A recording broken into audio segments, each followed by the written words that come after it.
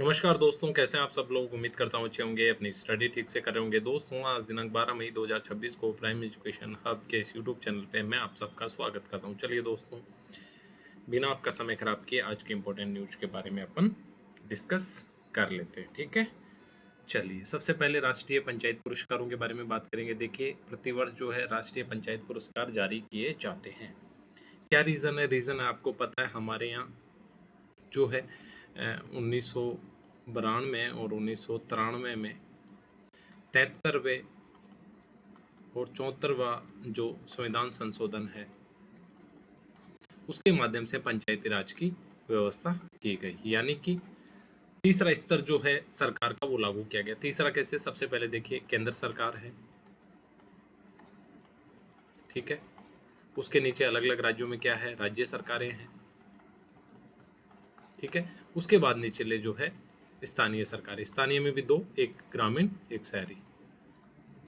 ग्रामीण एक शहरी। शहरी में क्या, म्युनिसिपल कॉरपोरेशन होते हैं, यानी कि जो नगर पालिकाएं, नगर परिषद आप सुनते हैं। और ग्रामीण में क्या आते हैं, ग्राम पंचायत, ठीक है। तो इस प्रकार इन पंचायतों ने, जो भी पंचायतें, जिस भी राज्य की पंचायतें बेहतर काम करती है, उनको पुरस्कृत किया जाता है। किसके माध्यम से? केंद्रीय सरकार के माध्यम से। तो इस प्रकार ये राष्ट्रीय पंचायत पुरस्कार जो 2026 है, ये अभी हाल ही में दिए गए। इसमें सबसे टॉप पे कौन रहा? कर्नाटक। एक और रीजन है, जो साउथ के स्टेट है, यानी दक्षिण भारत के जो राज्य है, उन्होंने पंचायती राज में बेहतर कार्य किया है बजाय उत्तरी भारत के राज्यों। राजस्थान उत्तरी भारत में आता है, आपको पता है, तो वहाँ पे उतना अच्छा काम नहीं हुआ जितना दक्षिणी भारत में या पूर्वी भारत में हुआ है। तो सबसे ज़्यादा जो है पुरस्कार किसको मिले? कर्नाटक को। 42 जो है पंचायतें पूरे देश से सम्मानित होगी। इसमें जब अगर राजस्थान की कोई पंचायत सम्मानित होगी तो हम उसका अलग से डिस्कस कर लेंगे, ठीक है। पंचायती राज जो मंत्रालय है केंद्र का, उसने ये घोषणा करी है। और सबसे ज़्यादा 6 पुरस्कार किसको मिले? कर्नाटक को। और ये देश में सबसे अधिक है, सर्वाधिक। आंध्र प्रदेश और उड़ीसा को 5-5 पुरस्कार मिले। ये उतना इंपॉर्टेंट नहीं है, सिर्फ एक बात याद रखेंगे, सर्वाधिक 6 पुरस्कार किसको मिले? कर्नाटक को मिले हैं, ठीक है। राजस्थान का अभी इसमें कुछ नहीं। अगर एक आध पंचायत को सम्मानित होती है तो फिर अपन देखेंगे, और मेरे हिसाब से चांसेस कम ही लग रहे हैं, क्योंकि जब 6-5-5 अगर राजस्थान का होता तो हम जरूर डिस्कस कर रहे होते। क्या श्रेणी है? एक श्रेणी है दीनदयाल उपाध्याय पंचायत सतत विकास और नानाजी देशमुख सर्वोत्तम पंचायत सतत विकास, ठीक है। सबसे बड़ा जोर किस बात पे है? सतत विकास पे, यानी कि ऐसी पंचायतें जिन्होंने विकास कार्य भी किए और पर्यावरण का भी विशेष ध्यान रखा, ऐसी पंचायतों को इसमें पुरस्कृत किया गया। आपको एक बात याद रखनी है, टोटल पुरस्कार कितनी पंचायतों को मिले हैं? 42 को। और इसमें अव्वल रहा है कर्नाटक, जिसकी 6 पंचायतों को पुरस्कार मिला है। उसके बाद उड़ीसा और आंध्र प्रदेश, जिसकी 5-5 पंचायतों को ये पुरस्कार मिले हैं। तो ये बात आप याद रखेंगे। आगे एक न्यायिक सुधार आपको पता है काफ़ी आवश्यक है, क्योंकि 5 करोड़ से ज़्यादा जो केस है वो पेंडिंग है, यानी लंबित है। कहाँ पे? सुप्रीम कोर्ट से लगा के निचली अदालतों तक, ठीक है। 5 करोड़ केस पेंडिंग है। तो बहुत सारे ऐसे स्टेप लिए जाते हैं जब केसों की कमी आए, तो उसमें एक है 1 केस 1 डेटा, ठीक है। एक तो ये पहल है, पहली पहल, और दूसरी है सुसहाय AI चैटबॉट। दोनों को ही समझेंगे कहाँ कहाँ पे लागू किए गए। सबसे पहले तो 1 केस 1 डेटा जो है वो लागू किया है मुख्य न्यायाधीश जो चीफ जस्टिस ऑफ इंडिया है, CJI, कौन? जस्टिस सूर्यकांत, उन्होंने लागू किया है। इन्होंने बोला है कि देश की सभी हाई कोर्ट, जिला अदालतें और तालुका यानी कि निचली जो अदालतें हैं वो एक प्लेटफॉर्म पे डेटा साझा करेंगे। क्या फ़ायदा होगा डेटा साझा करने का? देखिए, इसके मल्टीपल फ़ायदे होंगे। सबसे पहली चीज़ तो एक क्लैरिटी रहेगी केसेस को लेके, कि किसी पर्टिकुलर मामले पे हाई कोर्ट ने क्या स्टैंड लिया है। कई बार क्या होता है, हाई कोर्ट जजमेंट देता है किसी पर्टिकुलर मामले पे, निचली अदालतों तक वो बात पहुंचती ही नहीं है, वो लोग उस जजमेंट के अगेंस्ट में जजमेंट लोकल में देते रहते हैं। दूसरा, नीचे प्रैक्टिस कर रहे जो वकील से, जो एडवोकेट्स है, उनका नॉलेज अनाउंस होगा, उनको फ़ायदा मिलेगा। और तीसरा क्या है, एक प्रकार की एक रूपता आएगी इसमें डिसीजंस में भी, ठीक है। एक वर्ड होता है रूलिंग, जो कि न्यायपालिका यूज करती है, यानी कि अगर ऊपरी अदालत ने, यानी अगर सुप्रीम कोर्ट ने कोई फैसला दिया है तो वो फैसला मान्य होगा किन के लिए? हाई कोर्ट्स के लिए। और हाई कोर्ट्स ने अगर किसी मामले पे फैसला दिया है तो वो एक रूलिंग बन जाती है निचली कोर्ट्स के लिए, ठीक है। ये बात आप याद रखेंगे।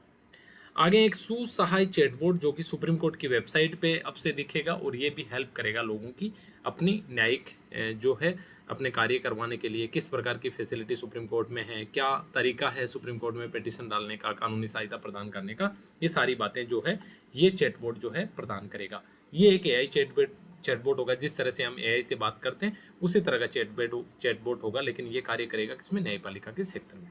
ठीक है, कहाँ पे होगा, सुप्रीम कोर्ट में। हाई कोर्ट से कंफ्यूज नहीं होना है। सुसहाय एआई चैटबॉट कहाँ पे, सुप्रीम कोर्ट की वेबसाइट पे दिखेगा। आगे चलते हैं, कुछ चेंजेज हुए। देखिए, एक तो नए सीडीएस जो है नियुक्त किए गए हैं। इस क्वेश्चन को आप मोस्ट इंपोर्टेंट लगा लें। ठीक है, आने वाले एग्जाम्स में 100% पूछा जाएगा। ठीक है, क्योंकि हमारे मात्र तीसरे सीडीएस है। थर्ड सबसे पहले कौन थे, विपिन रावत थे। ठीक है, उसके बाद आगे जो है फर्स्ट नंबर ये थे, सेकंड हमारे जो है अनिल चौहान थे, और अब तीसरे सीडीएस, क्योंकि इनका जो कार्यकाल है वो 31 मई को समाप्त हो रहा था, यानी 31 मई आने वाली है। और तीसरे जो है वो अपने बने हैं कौन, नाम याद रखेंगे, NS राजा सुब्रमणि। कौन है, NS राजा सुब्रमणि। ठीक है, थोड़ा मुश्किल नाम है लेकिन 2-3 बार आप रिवाइज करेंगे आपको याद हो जाएगा। नए सीडीएस कौन है, NS राजा सुब्रमणि। ठीक है, और ये जो है 31 मई से अपना पद ग्रहण करेंगे, तो सबसे पहली नियुक्ति तो याद रखनी है। दूसरा, हमारी जो नौसेना है उसके जो चीफ है वो भी बदल गए हैं। कौन बनेंगे, वाइस एडमिरल कृष्णा स्वामीनाथन जो है ये नए नेवी के प्रमुख बनेंगे। इनका भी कार्यकाल 31 मई 2026 से शुरू होगा। आगे एक पश्चिमी नौसेना कमान का प्रमुख जो है नेवी का वो बदला है। ये बहुत इंपॉर्टेंट नहीं है, ये 2 नियुक्तियां आप याद रखेंगे। ठीक है, और इनको नोट डाउन भी कर लेंगे। आगे चलते हैं, हंगरी एक देश है, वहाँ पे पीटर मेयार जो है वो काफ़ी टाइम से विपक्ष में थे, और विक्टर ओर्बन जो है वो वहाँ के जो है प्रमुख थे, शासन अध्यक्ष थे। तो पीटर मेयार जो है वो हंगरी के नए प्रधानमंत्री बन गए हैं। ठीक है, कितनी सीटें जीती इनकी पार्टी ने इंपॉर्टेंट नहीं है, सिर्फ एक नाम याद रखना है, पीटर मेयार, जो कि हंगरी के नए प्रधानमंत्री बने हैं। विक्टर ओर्बन जो थे 16 सालों से हंगरी के प्रधानमंत्री थे, जो कि अब बदले जा चुके हैं। और किसने स्थान लिया, पीटर मेयार ने। और पीटर मेयार का नाम आप याद रखेंगे, देश नाम याद रखेंगे, हंगरी। ठीक है, एक नई अच्छी चीज, 54 महिलाएं जो है वो भी चुन के आई है 200 में से, यानी कि लगभग 25% जो है प्रतिनिधित्व महिलाओं को मिला है, जो कि काफ़ी अच्छी बात है। जबकि अगर इंडिया में देखें तो ये प्रतिशत 10-11% के आसपास बैठता है, और इसी वजह से 33% जो महिलाओं को आरक्षण देने का जो बिल है वो आया था, लेकिन संसद में पारित नहीं हो पाया। कहाँ पे, इंडिया में। ठीक है, तो पीटर मेयार का नाम आप याद रखेंगे। आगे एक इंपॉर्टेंट न्यूज है, कुलजीत कौर मरहास, ये एक लेडी है जो साइंटिस्ट है इंडिया की, और पहली भारतीय महिला है जिसको मेटियोरिटिकल सोसाइटी फेलो जो अवार्ड है वो मिला है। अवार्ड का नाम याद रखेंगे, मेटियोरिटिकल सोसाइटी अवार्ड, फेलो अवार्ड। ठीक है, ये मिला है किसको, कुलजीत कौर मरहास को।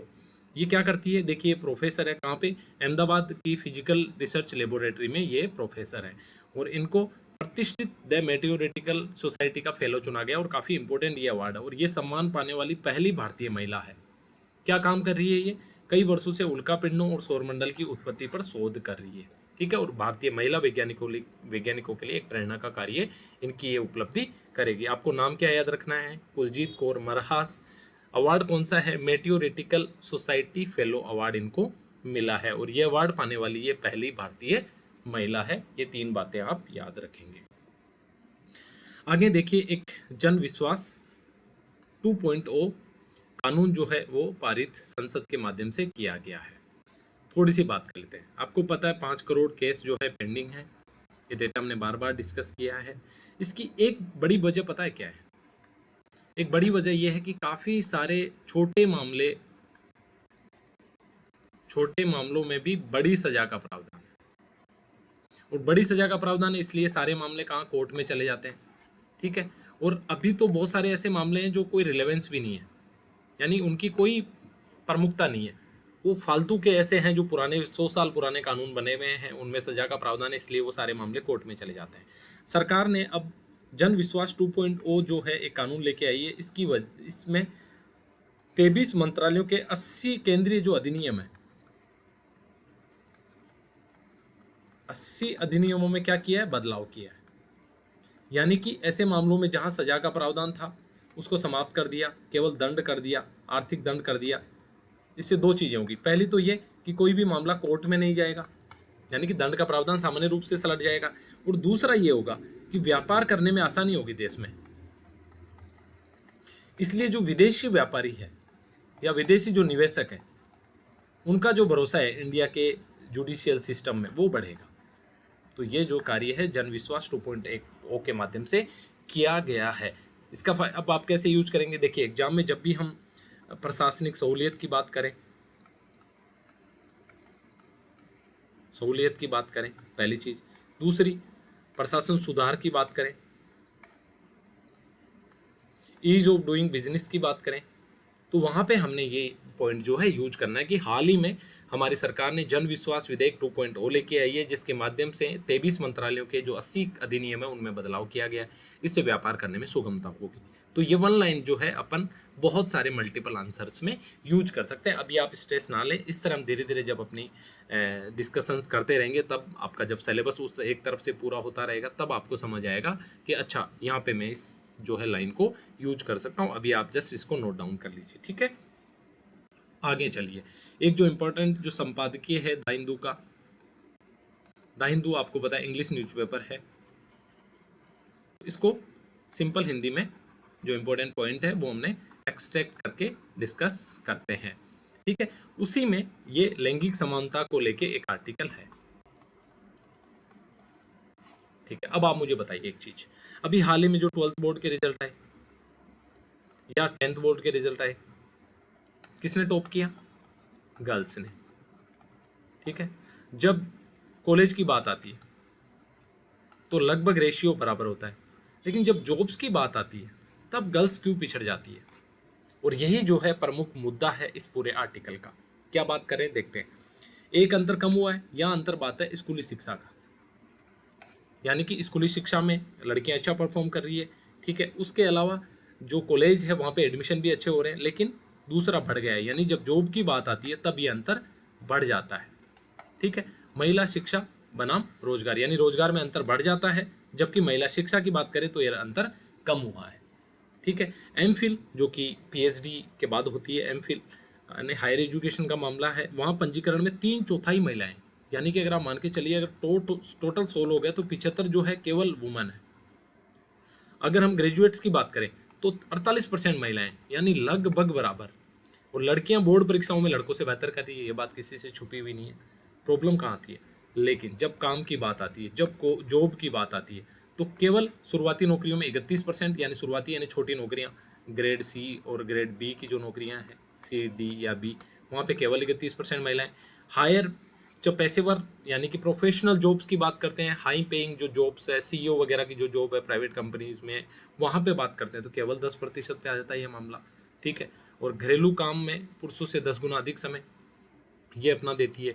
तो दिक्कत ये आ रही है कि जब एजुकेशन की बात आती है वहाँ पे हमने समानता अचीव कर ली, लेकिन जब जॉब की बात आती है, जब समान वेतन की बात आती है, वहाँ पे बहुत बड़ा अंतर है, एक बहुत बड़ा गैप है, ठीक है। इसको हमें भरना चाहिए। कैसे भरा जाएगा, उसमें भी आर्टिकल में कुछ सजेशन दिए हैं, जैसे कार्यस्थल पे अच्छी नीतियाँ, अच्छी पॉलिसीज बननी चाहिए जिनमें वुमेन की डिग्निटी इंश्योर हो, वुमेन्स की सेफ्टी इंश्योर हो, ये सारी बातें इंश्योर हो, इस तरह का कार्यस्थल पे माहौल होना चाहिए। यानी कार्यस्थल पे माहौल का मतलब हो गया जहाँ पे जॉब करते हैं लोग, वहाँ पे वुमेन्स फ्रेंडली बिहेवियर और एटमॉस्फेयर होना चाहिए, यानी कि वहाँ का जो वातावरण है वो महिलाओं के लिए लाभदायक और उनके लिए सहयोगी होना चाहिए। उनकी सुरक्षा पे विशेष ध्यान देना होगा। बेहतर बुनियादी ढांचा बनाना पड़ेगा, जैसे मान लो नाइट में मेट्रो सिटीज़ में कैब जो हो वो वुमेन फ्रेंडली हो, उनकी सिक्योरिटी का पुलिसिंग इस तरह से हो कि वुमेन की जो है सिक्योरिटी इंश्योर हो। और एनएसओ नेशनल स्टैटिकल ऑफिस, यानी कि हमारे डेटा गणना करने वाला एक सरकारी ऑफिस है, उसकी एक रिपोर्ट है women and man in India 2025। इस रिपोर्ट के अनुसार भी इस पूरे सिनेरियो में सुधार जरूरी है। तो ये बात भी आपको अच्छे से समझ आ गई होगी। आगे राजस्थान विशेष एजुकेशन को लेकर एक आर्टिकल है, एक रिपोर्ट आई है, देखते हैं इस रिपोर्ट में क्या है। एकीकृत स्कूल शिक्षा, एकीकृत स्कूल शिक्षा का मतलब हो गया, देखिए दो सिनेरियो है, आप यूं समझिए, ये है सिचुएशन ए, ठीक है, ये है सिचुएशन बी, ठीक है।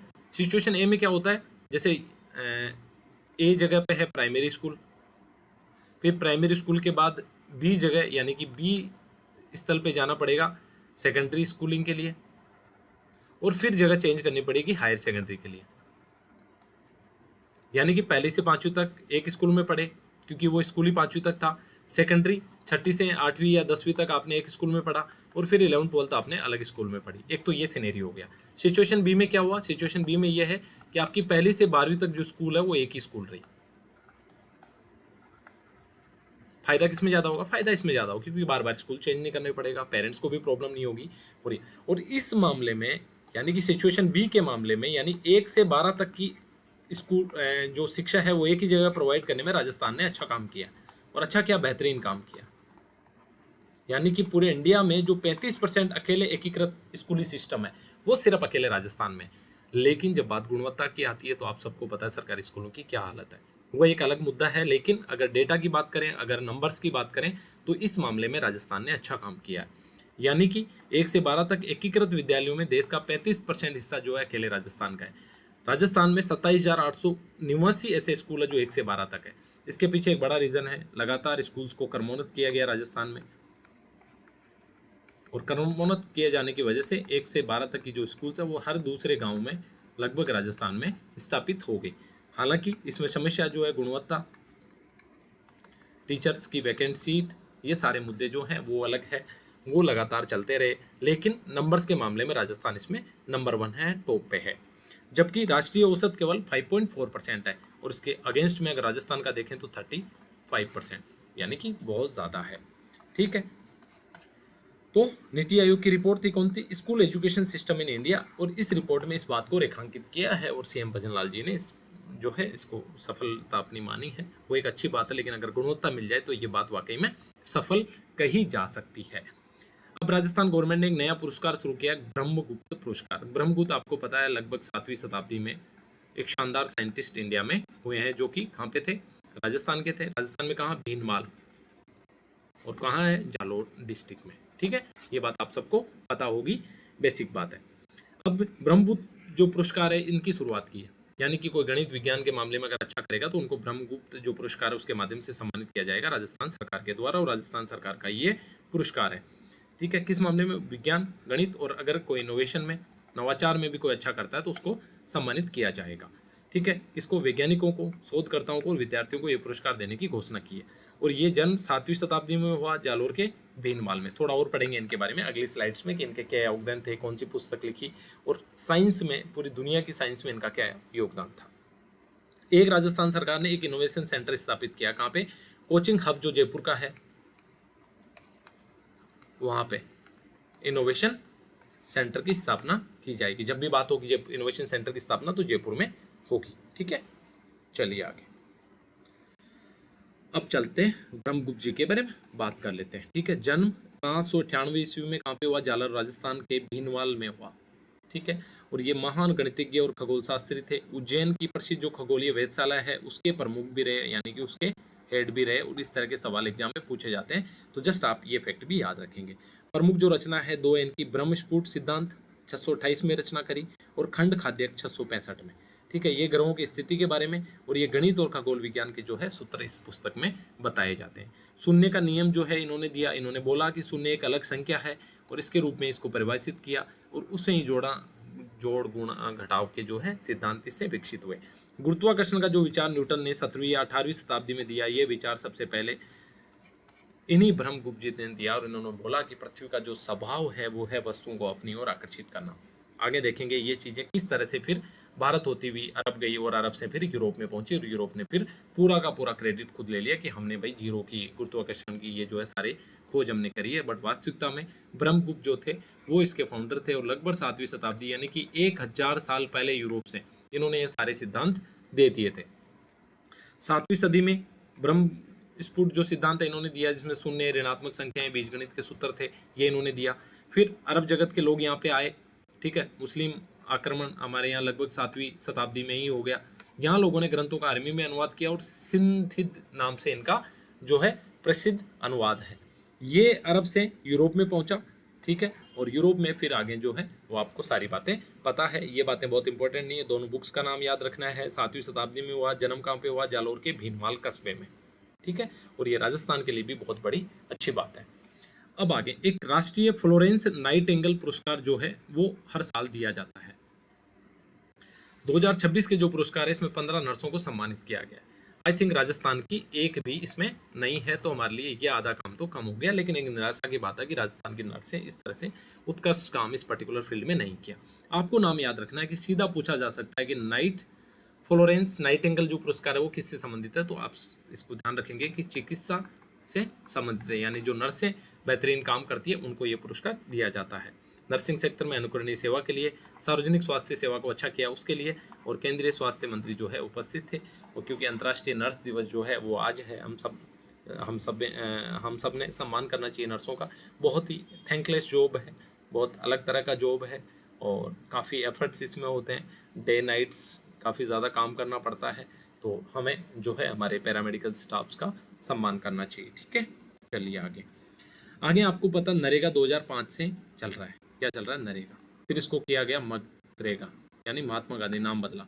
अब हाल ही में सरकार ने इसका नाम बदल के कर दिया भारत जी राम अधिनियम, और इसमें कुछ ऐतिहासिक प्रावधान भी किए। जैसे पहले 100 दिन का रोजगार था, अब 125 दिन कर दिया। ठीक है, पहले जो है जियो टैगिंग वगैरह इस तरह से टेक्निकली नहीं होता था, अब काफ़ी सारे बदलाव इसमें हो गए हैं। अब पहली चीज़ ये लागू कब से होगा? 1 जुलाई 2026। इंपॉर्टेंट डेट है, याद रखेंगे, एग्जाम में पूछा जाएगा आने वाले एग्जाम्स में कि जो भारत जी राम जी वो कब लागू हुआ? 1 जुलाई 2026।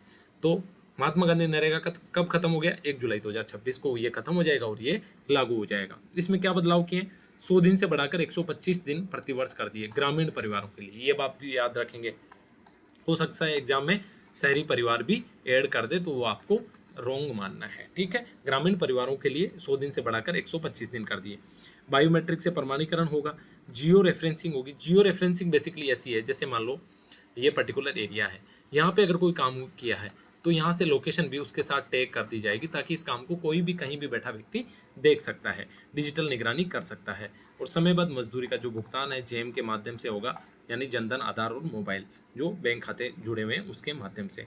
जल सुरक्षा होगी, ग्रामीण जो अवसंरचना है, ग्रामीण जो सड़कें हैं उनका विकास किया जाएगा। और विकसित भारत 2047 में जिस तरह का भारत हमें बनाना है उस विजन के हिसाब से सारे काम इसमें किए जाएंगे। राइट, तो ये बात भी आप समझ गए होंगे। अब आगे देखते हैं कि बेहतर कैसे हैं।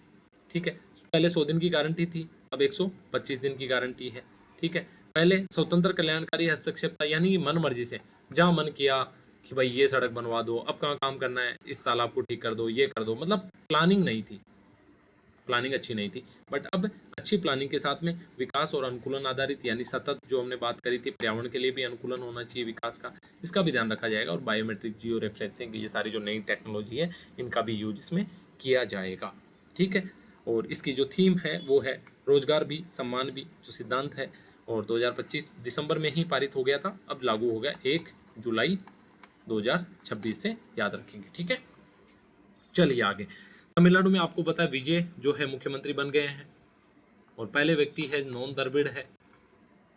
द्रविड़ यानी कि वहाँ डीएमके और एआईडीएमके दो पार्टियां थी, इन दोनों पार्टियों से अलग कोई व्यक्ति पहली बार मुख्यमंत्री बना है। तो सबसे पहली चीज़ तो इन्होंने 200 यूनिट बिजली फ्री करी, हमारे लिए काम की चीज़ नहीं है। ये यहाँ से सवाल पूछा जा सकता है। एक सिंगापेन स्पेशल टास्क फोर्स इन्होंने बनाया है। सिंगापेन का मतलब होता है शेरनी, बहादुर। ठीक है, तो सिंगापेन स्पेशल टास्क फोर्स बनाया है किसके लिए? महिला सुरक्षा के लिए। आपसे सीधा पूछा जा सकता है कि हाल ही में किस राज्य ने सिंगापेन स्पेशल टास्क फोर्स बनाया है, या पूछा जा सकता है सिंगापेन स्पेशल टास्क फोर्स किससे संबंधित है? तो महिला सुरक्षा से संबंधित है। ठीक है, कौन से राज्य ने? तमिलनाडु का नाम आपको याद रखना है। ठीक, सीधे मुख्यमंत्री इसकी निगरानी करेंगे। आईजी और एसपी स्तर के जो अधिकारी है इसमें नियुक्त होंगे, और इससे राज्य में महिला सुरक्षा मजबूत होगी। अगर ये योजना अच्छा कार्य करती है तो हम अपने मेंस के आंसर्स में जब भी महिला सुरक्षा या सशक्तिकरण की बात होगी तो हम तमिलनाडु राज्य की सिंगापेन स्पेशल टास्क जो योजना है इसके बारे में बात करेंगे। ठीक है, तो वन लाइनर भी, और बाद में हमारे इस तरह से ये यूज हो जाएगा। ठीक है, कुछ एमसीक्यू हमने ऐड किए हैं जो कि सूजस मैगजीन से हैं, बहुत इंपॉर्टेंट तो नहीं है लेकिन जस्ट ऐड कर दिए। ठीक है, भारत का पहला और एकमात्र multi site online ticket platform किस राज्य द्वारा संचालित किया जा रहा है? आपका आंसर होना चाहिए राजस्थान। ठीक है, याद रखेंगे। गंग नहर का शताब्दी समारोह आयोजित किया जा रहा है कब से कब तक? 26 जनवरी से 26 जनवरी 2027, पूरे एक साल के लिए, यानी कि 26 जनवरी 2026 से 2027, 26 जनवरी तक। ठीक है, आगे सौर पंप संयंत्र राज्य सरकार द्वारा अब तक कितने सौर पंप संयंत्र स्थापित किए जा चुके हैं? 65,000। कौन सी योजना? याद कीजिए, पीएम कुसुम योजना जो हमने पढ़ी थी, उसके माध्यम से कितने 65,000 से अधिक। आगे रिको भूखंड आवंटन, यानी 2025-26 में कितने औसत प्रतिदिन भूखंडों का आवंटन रिको कर रहा है, तो आज याद रखेंगे आपको 6 भूखंड, ठीक है। आगे बांसवाड़ा जिले का एक खेल आपको पता है, पंच गौरव जो योजना है, ठीक है, उसके माध्यम से एक इसमें क्या होता है, खेल भी, यानी हर जिले का स्पेशल खेल। तो जब बांसवाड़ा की बात होगी तो आपको याद रखना है तीरंदाजी, और आप उससे भी याद रख सकते हैं कि ये एक आदिवासी जिला है और आदिवासियों का परंपरागत खेल क्या है, तीरंदाजी, ठीक है, ये भी आप याद रखेंगे, ठीक है। चलिए आगे, हमने सबसे पहले पंचायत पुरस्कारों के बारे में बात करी, नए सीडीएस जो है राजा सुब्रमण्य बने हैं उनके बारे में बात करी, नौसेना प्रमुख कृष्णा स्वामीनाथन जो है वो चुने गए हैं उनके बारे में बात करी, जन विश्वास जो विधेयक है उसके बारे में बात करी, वीजी राम जी मनरेगा की जगह नई स्कीम आई उसके बारे में बात करी, ब्रह्मगुप्त पुरस्कारों के बारे में बात करी, ठीक है। ये सारी हमारी आज की डिस्कशन थी, तो उम्मीद करता हूँ आपके लिए डिस्कशन फायदेमंद रही हो। कल थोड़ा सा ढंग से डिस्कस नहीं हो पाया था, जस्ट हमने तो वो एक होता ना, हमारा कमिटमेंट है कि छूटना नहीं चाहिए कैसे भी, एनी हाउ, चाहे कुछ भी हो, ठीक है, हमारी कंटिन्यूटी ब्रेक नहीं होनी चाहिए, तो उसी कमिटमेंट के लिए थोड़ी तबीयत खराब थी, फिर भी हमने 13-14 मिनट का एक वीडियो डिस्कस किया, बट आज ढंग से थोड़ा डिस्कशन हुआ है, तो आप अच्छे से देखेंगे, जो भी 1 लाइनर 2 लाइनर थोड़े से नोट्स बनाने वो बना सकते हैं, ठीक है, और टेस्ट के लिए प्रिपेयर रहिए अभी से, ठीक है। मिलते हैं फिर नेक्स्ट डे यानी कि कल एक अच्छे डिस्कशन के साथ। चलिए ध्यान रखिए अपना, जय हिंद।